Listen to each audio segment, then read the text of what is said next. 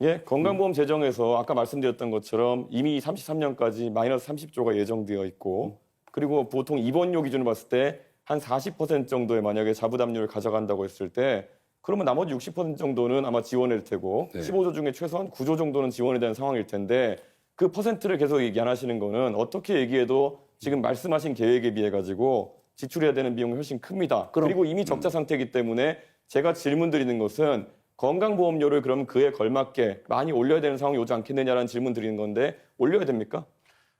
그 전에 우리 이준석 후보는 언제나 그러신 것 같아요.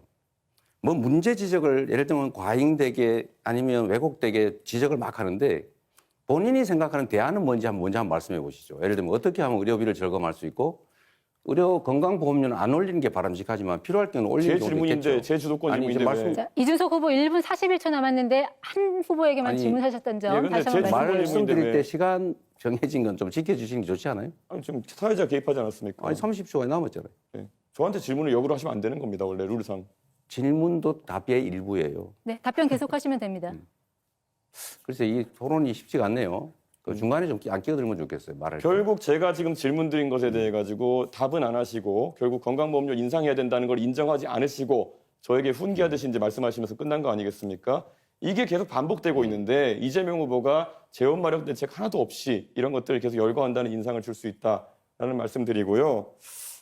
사실 저는 이 복지에 있어가지고 김문수 후보님. 네. 사실 이 건강보험 재정 같은 경우에는 방금 지적한 것부터 시작해서 굉장히 중요한데 김문수 후보님이 생각하시는 건강보험 절약 방안 혹시 있으면 뭐가 있을까요? 건강보험에 대해서는 요즘 낭비적인 요소가 특히 과잉 진료, 뭐 이렇게 의료 쇼핑이라고 그러죠.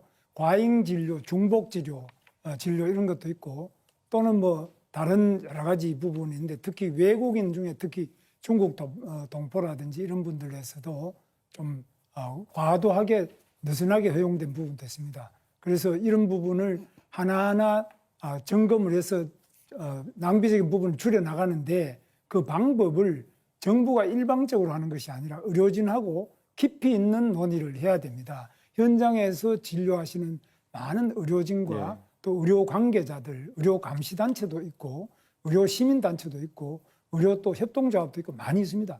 이런 분들하고 저는 회의를 통해서 어느 부분에 낭비가 있는지 듣고 거기에 맞춰가지고 현장에서 답을 찾으시고 네. 네. 줄여서 건전합니다. 자, 이준석 후보 주도권 토론 끝났고요. 자, 다음 주도권은 이재명 후보에게 넘기겠습니다. 네, 제가 기회